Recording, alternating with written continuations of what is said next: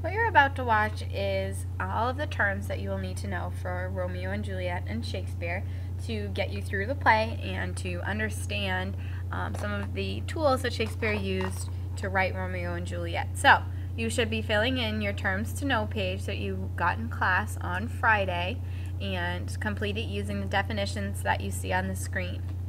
Feel free to pause the video at any time to copy the definitions in case you miss something. So your first word is alliteration. And you should all know this word from 7th grade, and we've talked about it a little bit in 8th grade. It is the repetition of consonant sounds in a group of words. Okay, so you all know what that means. Peter Piper picked a peck of pickled peppers is an example of alliteration. All of the consonant sounds at the beginning of the word are the same. Your second word is allusion. And an allusion is a reference in one work of literature to a person, place, or event in another work of literature, art, history, or music. So for example, a lot of times Shakespeare makes references to the Bible, and those Bible references are called allusions. It is a reference in Shakespeare's work to another piece of work, which is the Bible.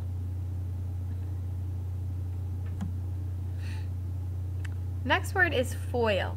And a foil is a word that we use to represent a character who sets off another character by contrast. So opposing characters.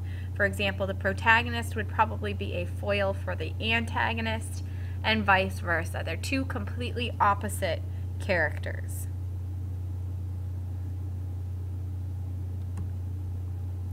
Your next word is dramatic irony. And dramatic irony, you all know what irony is. It's something that happens that we don't really expect. But dramatic irony is when the audience understands more about a situation than the character does. So sometimes a character will say something, and as an audience, we know more about what that character says than the actual character does. Okay, so a lot of times Romeo makes reference to the fact that he has a bad feeling about something, but we know that in fact Romeo is going to die soon. So we understand why he has that bad feeling. That is dramatic irony. Foreshadowing, you all know this from the book Thief. We talked about it a lot.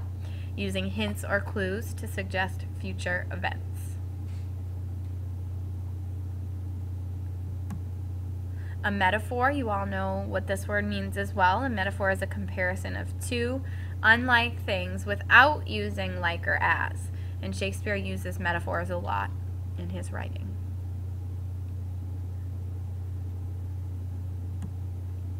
An oxymoron is a contradiction, and it is two contradictory words brought together to form an expression. For example, one that I like to use is jumbo shrimp.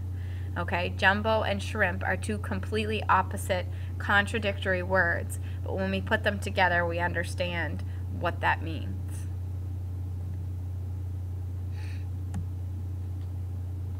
Personification, you all know what this means, giving a non-human thing human-like characteristics.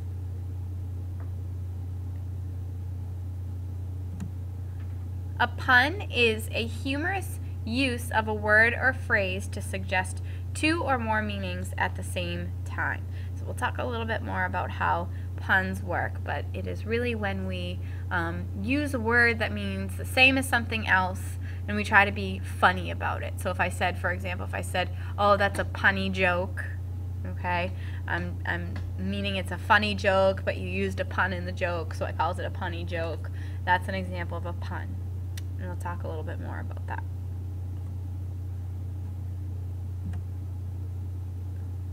A simile is a comparison between two unlike things using like or as. You all know this. Shakespeare uses a lot of similes.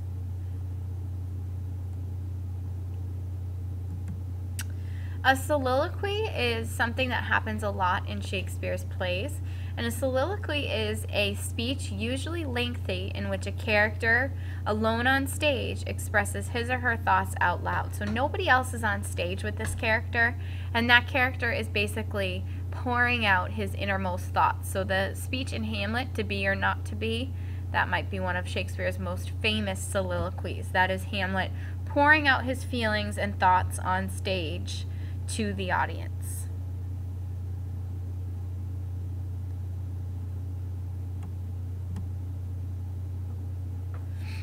A tragedy is a serious play in which the central characters meet an unhappy or disastrous end. And we've talked about that as well. So those are the words that you will need to know and understand and be able to apply. And you will be having a quiz on those words next Friday. So 1 week from today.